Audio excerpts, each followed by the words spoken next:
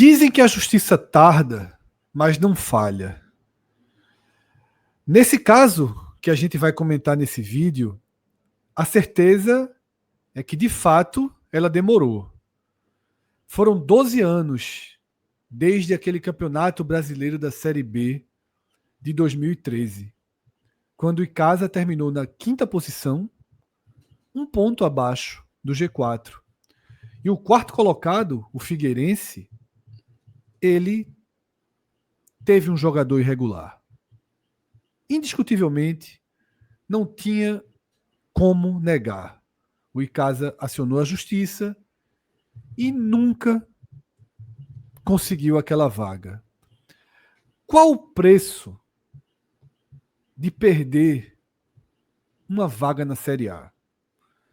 Qual o preço de um clube como o Icasa mudar completamente a rota da sua história e disputar uma Série A do Campeonato Brasileiro? E antes que você diga, o que é que o Icasa faria na Série A? Um ano não mudaria nada. Seria um meteoro. Eu sei que são realidades diferentes, afinal, o Mirassol é um clube de São Paulo, do interior de São Paulo, potencial financeiro naturalmente maior, mas o Mirassol está fazendo esse ano algo que ninguém, repito, absolutamente ninguém considerava ser possível. Pelo contrário, 9,9 entre 10 pessoas, ou 9,99 entre 10 pessoas, consideravam que o Mirassol seria rebaixado. Então, a gente não pode minimizar o que teria sido uma Série A para o Icasa. Mas, enfim, essa porta a justiça fechou. O direito legítimo, claro, do Icasa foi negado. E a partir daí, uma longa disputa judicial começou e que teve agora o seu último capítulo. O STJD define, Cássio, sem nenhuma margem para apelação, que a CBF está obrigada a pagar uma compensação ao Icasa por não ter disputado a Série A de 2014. A compensação, Cássio, você fez cálculos e vai apresentar aqui, certamente será acima de 80 milhões de reais. Tá? Muita gente, como a gente está vendo até aqui um trecho da matéria do Diário do Nordeste, chega a falar em 90 milhões de reais. Queria que você explicasse um pouco desse processo, dessa história e desse cálculo, né, que você fez para tentar projetar. Sendo muito claro, essa própria matéria do Diário do Nordeste expõe que nem o Icasa sabe quanto vai receber. É justamente esse cálculo dessa indenização que está sendo feito nesse momento. O impasse, inclusive, para chegar ao dinheiro, está nesse último passo judicial, que é definir o valor da indenização, Cássio. Só de antemão, digo que o Diário do Nordeste trouxe informação muito, muito interessante. Os advogados vão ganhar 30% da causa. Tipo, aposentadoria, viu? Mas 30%, não é um advogado, é um corpo jurídico, mas de toda forma, geralmente é 15%, 20%, sei lá, 5%. Às vezes vai ter pro bono também. Trabalharam 12 anos, viu? Se foi o mesmo corpo jurídico, enfim, mas né, com essa causa ganha, detalhe, ganhar a causa. Mas assim, me chamou a atenção, porque geralmente é um percentual um pouco menor. Fred, o Icasa, ele jogou a Série B ali logo no começo da década passada, aí foi rebaixado e fez um bate e volta. Ele foi vice-campeão da Série C. Vice-campeão da Série C em 2012. E aí ele jogou a Série B de 2013. Uma Série B que tinha um Palmeiras, tá? Assim, que seria o campeão, a Chapecoense vice-campeã, o Sport terceiro colocado e o Figueirense em quarto lugar. O campeonato terminou, obviamente, no fim do ano. O Figueirense fez 60 pontos. Com a campanha espetacular, Fred. O Icasa, ele fez 59, 18 vitórias. Jogou basquete, porque era 18 vitórias, 5 empates apenas e 15 derrotas. Eu ganhava ou perdia. E nessa situação aí, fez 59, pontuação essa que já foi pontuação de acesso. O Vitória uma vez subiu com 59. É a menor pontuação da história de um acesso. Foi uma vez, mas já aconteceu, só para a turma ter noção do que é fazer 59 pontos. E, em tese, deveria ter resultado em acesso também, embora tenha ficado com um ponto a menos.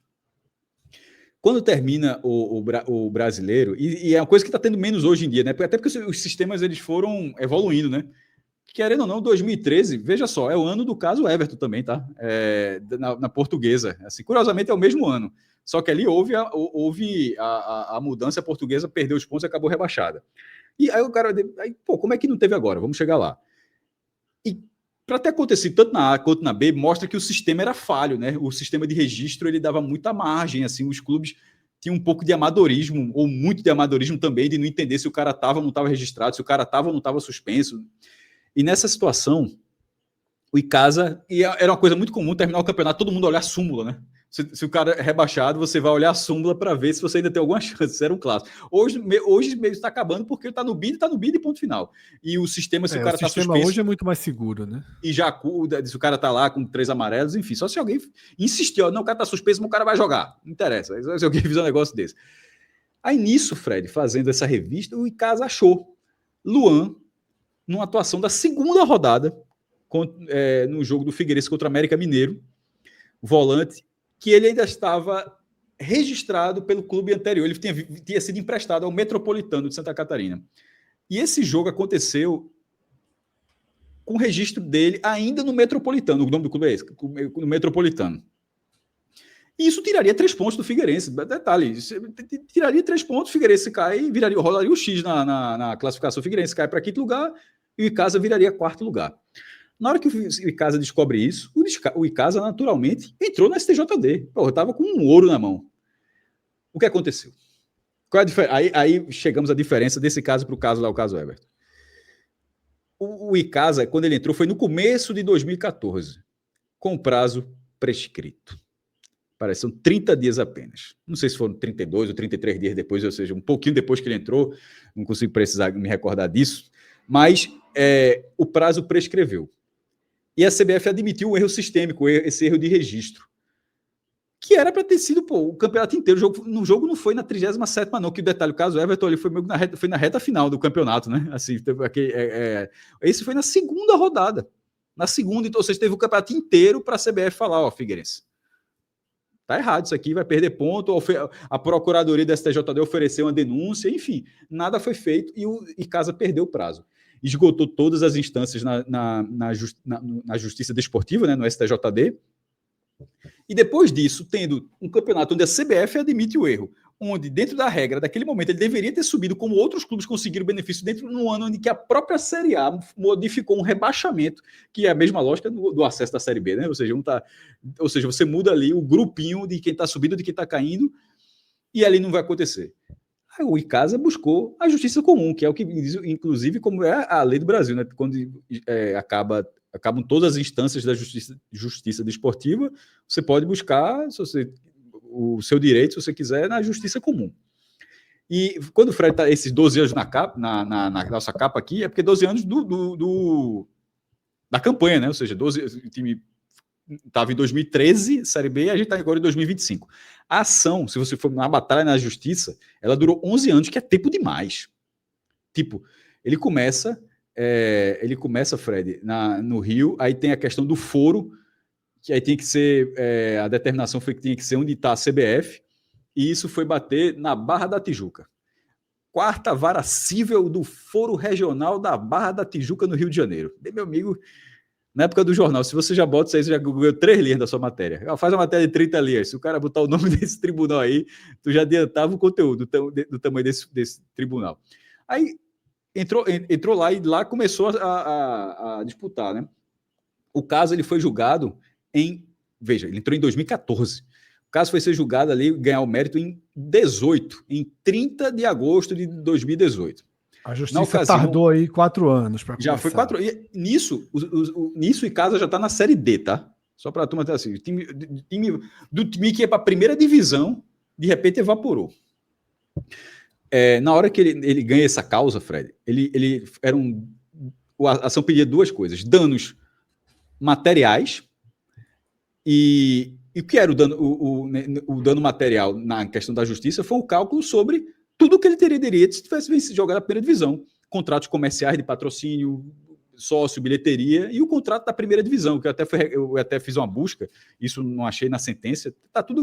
Essas sentenças, esses acordos, eles estão todos à disposição na internet, no site dos tribunais, mas eu não achei exatamente quanto seria, pela sentença, a cota.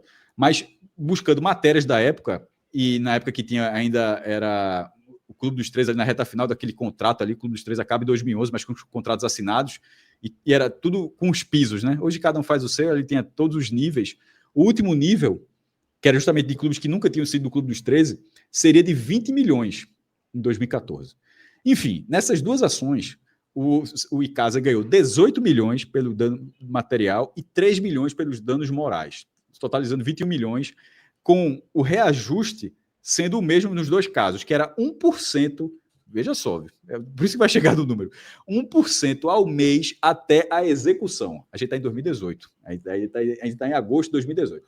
A CBF recorre, vai para o Tribunal de Justiça do Rio, e Icasa continua ganhando, de lá a CBF recorre, vai bater no STJ, como a CBF já fez outras vezes, né? Por vezes, vai bater até no STF. Eu até pensei, será que esse caso pode ser no STF? Mas nesse caso, o STJ não mandou para o STF. Detalhe, o STF não é uma instância superior ao STJ não, tá?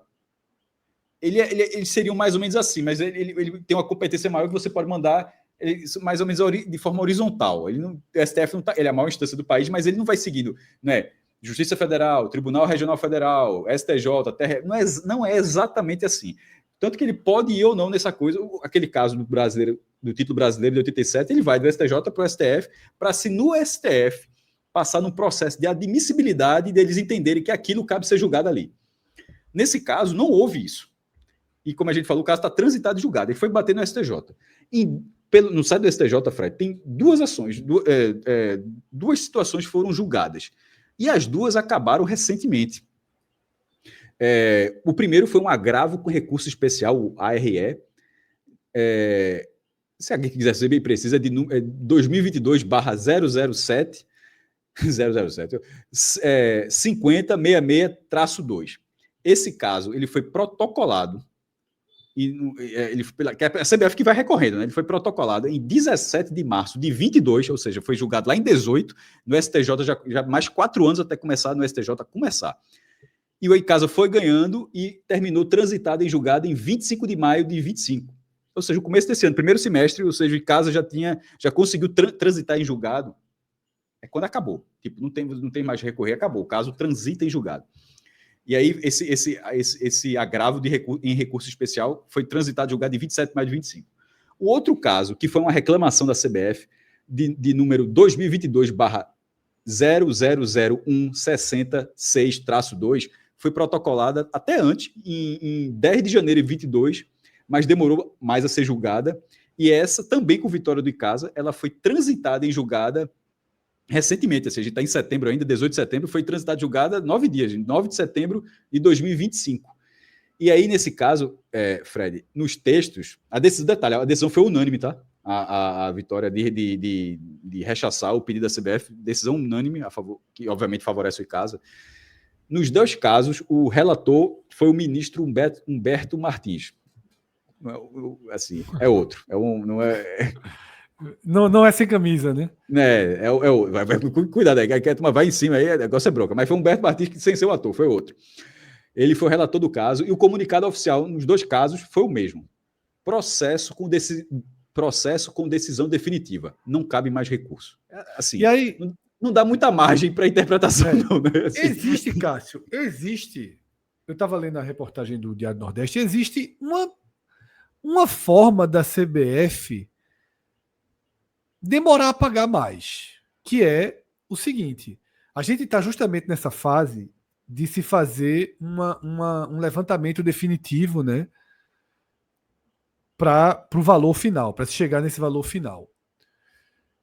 Quando esse levantamento for oficializado, a CBF ela vai poder contestar esse valor. E isso retardaria o PIX, tá? Digamos assim. Ela pode dizer, discordo desse valor. Aí Ou seja, entra na justiça e aqueles empurra mais um embargos. pouquinho. É quase como se fossem embargos infringentes, né? Para É uma ficar contestação, protelando. é uma contestação de valor. Mas, Cássio, para a gente fechar o vídeo, você, ao contrário, por exemplo, de vários portais, sites, né, postagens nas redes sociais que focaram muito em 90, você não quis chegar até os 90. Você focou ali nos 80. Mas tem uma margem de segurança que a própria CBF já está pronta Isso. para isso, né, Cássio? E eu acho que até isso, na hora que ela for contestar o Icasa, opa, calma, aqui, irmão, aqui, o que tu já fez aqui. Nesse processo. Enquanto contesta, me passe logo esse aí, que já está reservado. Exatamente, exatamente. Que nesse processo, em 22, ou seja, 22 é quando começa a ir para o STJ, ou seja, ele ganhou lá no Tribunal de Justiça do Rio e começa a CBF tentar subir para o STJ. Em detalhe, conseguiu, mas perdeu lá. Em 22, Fred, foi quando o caso tinha começado lá em 14, desculpa, 8 anos depois do início do caso, é que o Icasa finalmente conseguiu uma execução judicial para ter parte do valor, né? Uma coisa que a gente tem visto recentemente, nem é para pelo menos deixar ali deixar um depósito judicial. A gente vê recentemente aqui em Pernambuco o Náutico numa batalha judicial contra a Odebrecht,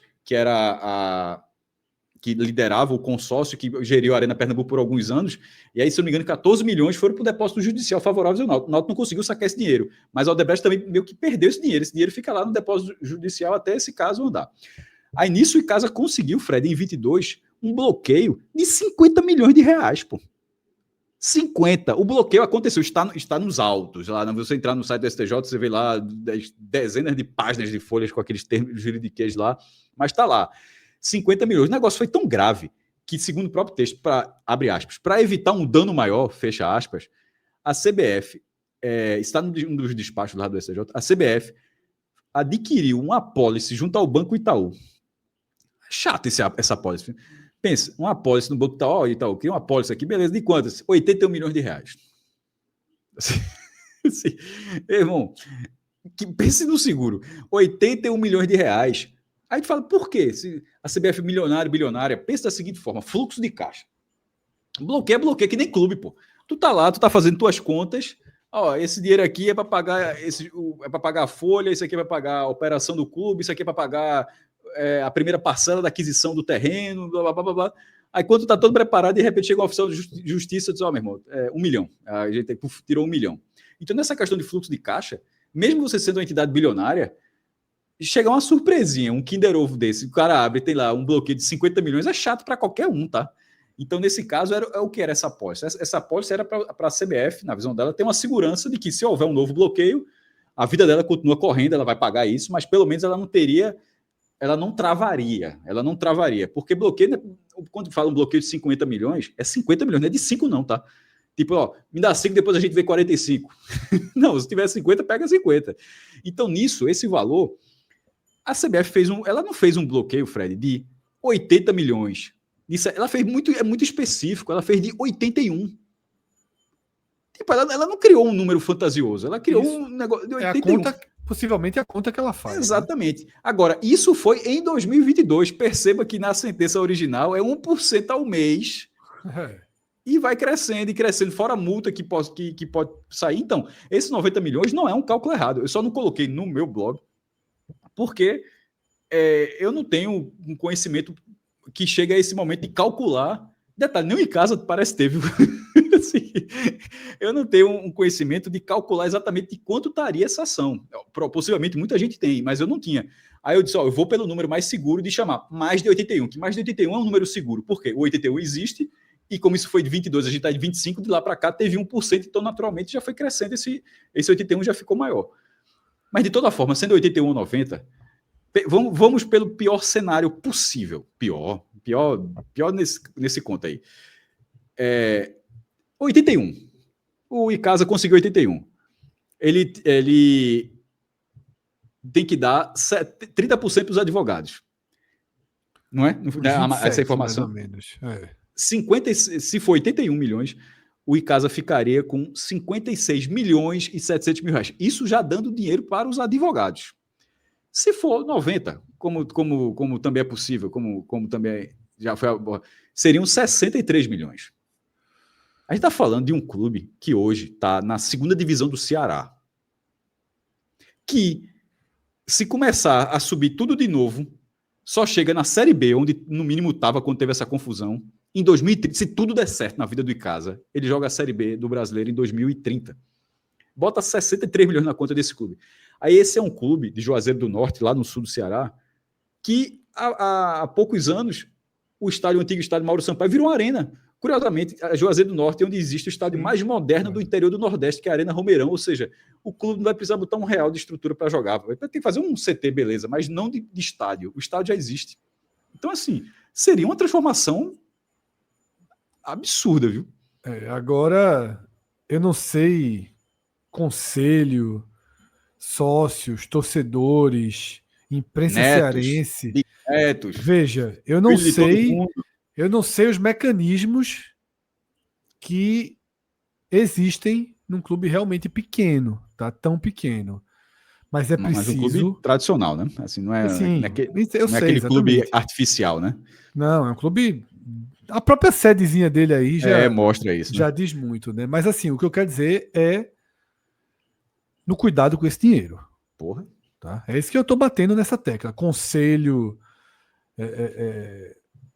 sócios, torcedores, repito, imprensa cearense, todo mundo que no entorno do futebol do Icasa tem que ter muita atenção a esse dinheiro, porque é um carregamento de dinheiro que nenhum clube desse porte recebe.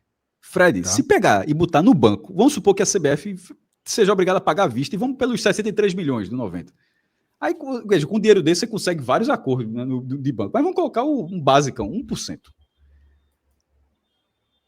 Aí você tem que, obviamente, preservar, acho que é 39% para não ter a perda de juros, né, com o futuro. Então você fica meio com 61%. 1% daria 630 mil.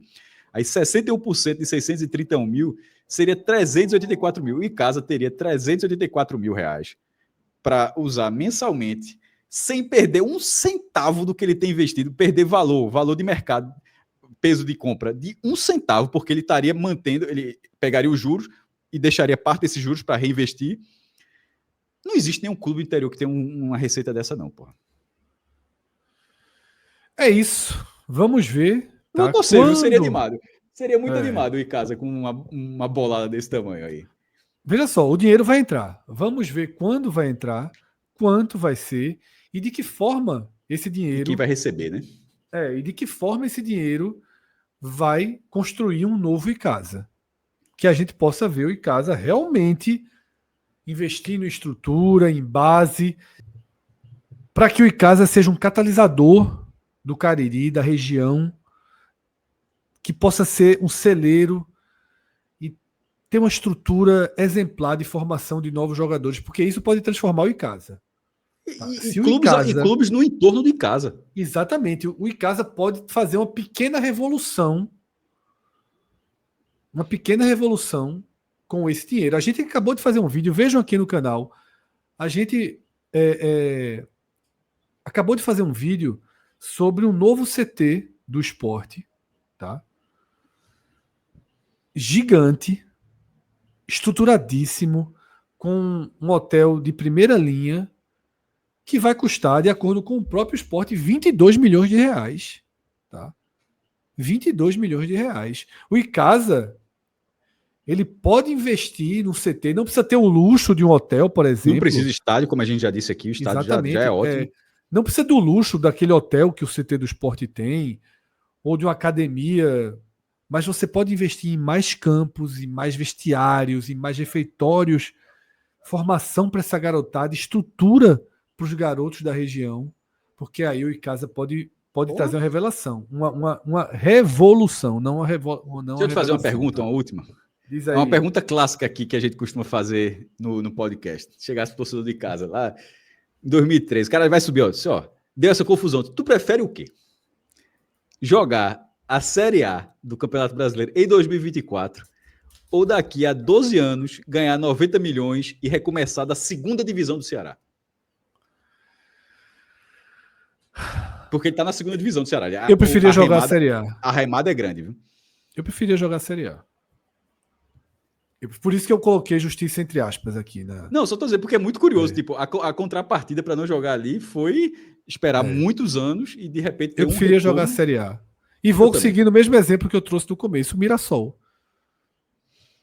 O Mirassol já conseguiu mais de 90 milhões em 2 anos de Série A. A Chapecoense, a Chapecoense permaneceu Isso. naquele a própria ano. Chape, né? Porque a história da Chape, a gente não sabe como seria a história da Chape. Não, veja, a Chape em 2013, ela, assim, era um clube muito menor. Assim, muito menor.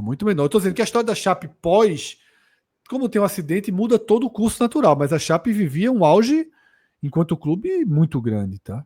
Mas ali em 13 era assim, a Chape em 13 era muito diferente do Mirassol subindo, não. Era assim, era tipo, caramba, que surpreendente o clube tá ali e tal. Era um negócio assim bem diferente. É isso, tá? Vamos colocar aqui um ponto final em mais um vídeo, tá? A gente se encontra em outras produções. Coitado do Guarani de Juazeiro, né, Fred? Esse deve estar, meu irmão. Que como em Game of Thrones, né? Tem que virar um servo da casa, da casa e casa, né? Da assim, casa e casa. O Guarani de Juazeiro arrumou um problema, viu? Se ajoelhar, Cássio, diante da casa e casa. A casa e casa vai ficar muito forte. Exatamente. Galera, se inscreve aqui no canal se você ainda não for inscrito, deixa a curtida, compartilha o vídeo. Grande abraço a todos, até a próxima. Tchau, tchau.